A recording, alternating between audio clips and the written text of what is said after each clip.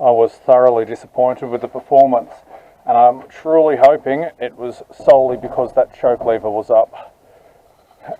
A common problem, they creep up. Alright. Make sure none of these cars are turning in before I pedal out.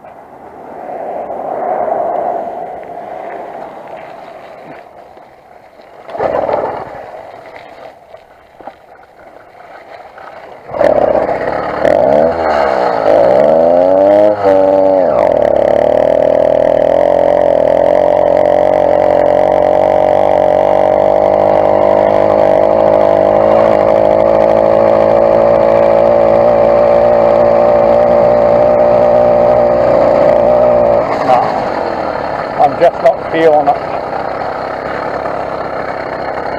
We'll take it home before it gets worse.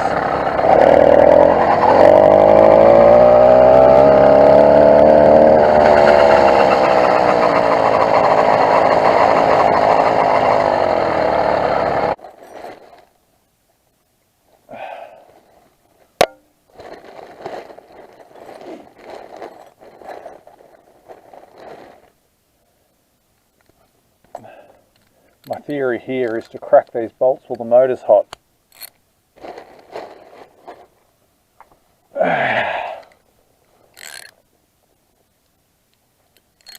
Namely this one.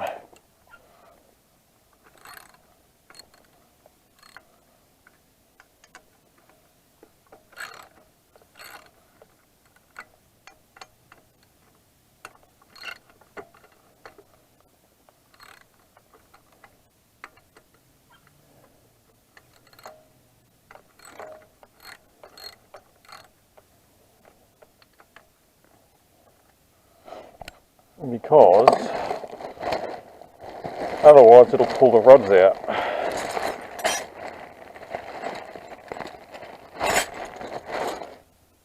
And if my theory is correct, please come out. Damn it.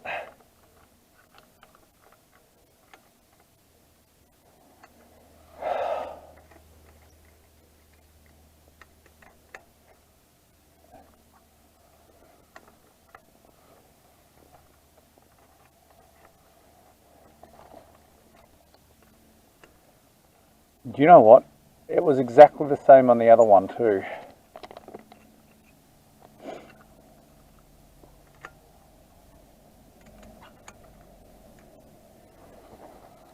Ah, well, they're nothing if not consistent.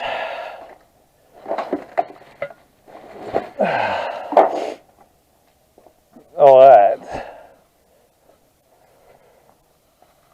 So what we're doing is we're taking this one with the much larger intake plenum and sticking it on there, because I'm betting that's where my power's gone. So we're going to remove the carburetor and the exhaust when it cools, Nicky. And we're just going to slot that over that piston. Alright, I thought I'd try doing a bit of a voiceover for this video, just because it's dead boring. I've sped it up to 4 times the normal speed, so if you're desperate to see it in all its glory, I suppose you can slow the video down to 0.25, whatever. But really,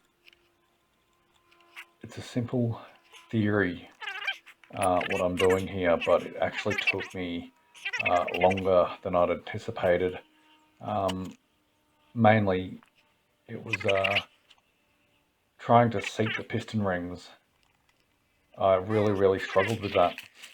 All in all, it wasn't a hard job, and one that I'm grateful that I undertook myself. There's a certain sense of satisfaction in actually getting in there and doing things like this for yourself.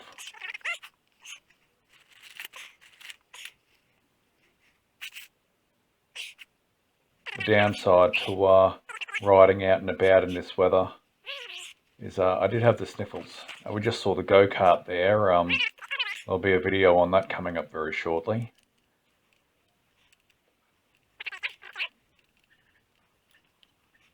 I do like having the chest-mounted camera, but I have really struggled to get a usable angle.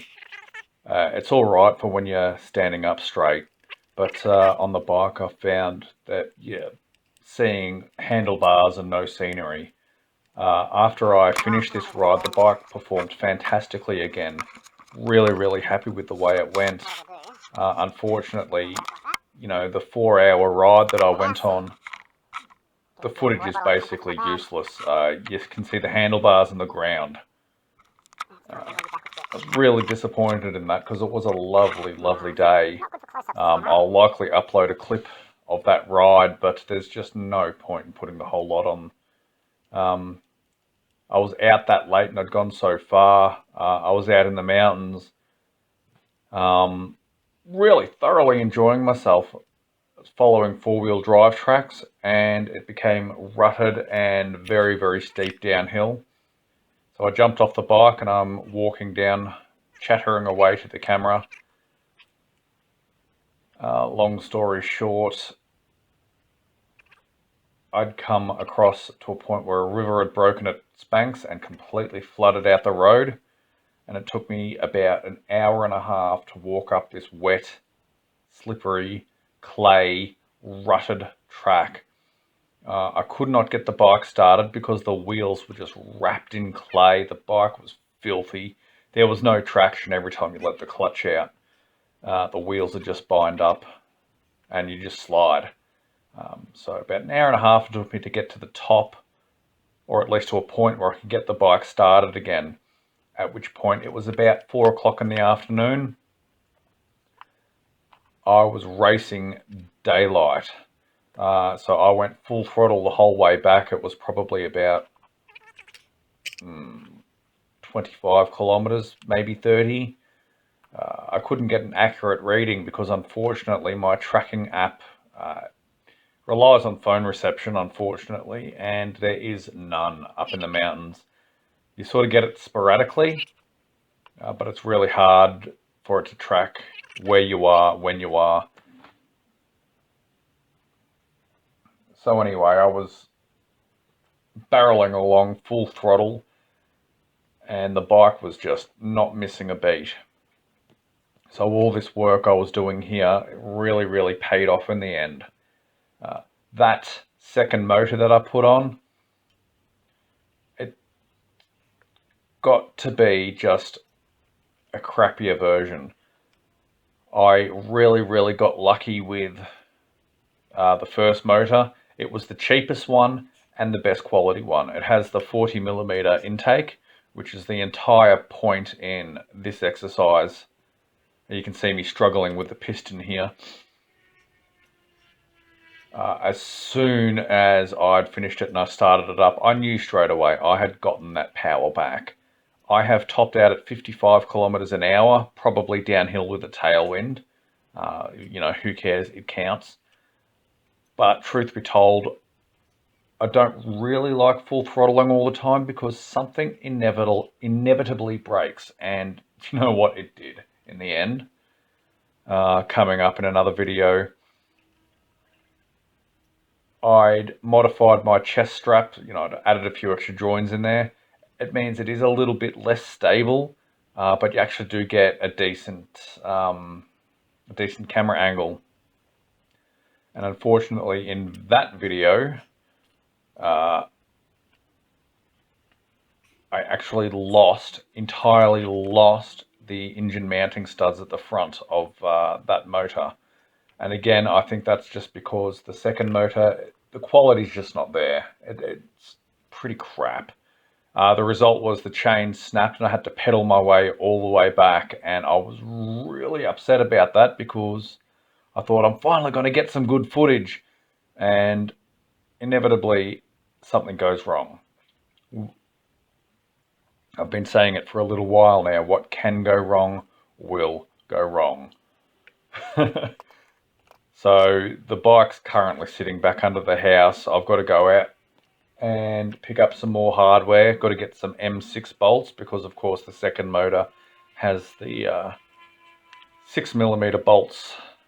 So I'm really annoyed about breaking that chain, because the one thing that I didn't carry in that plastic bag you see at the front there was a spare master link. And I have one too. I have a second chain that came in the second kit, and it never occurred to me to throw it in there. I probably could have gotten the bike going, but again, it was just sitting there, not secured. Alright, here we are about to start the bike up again.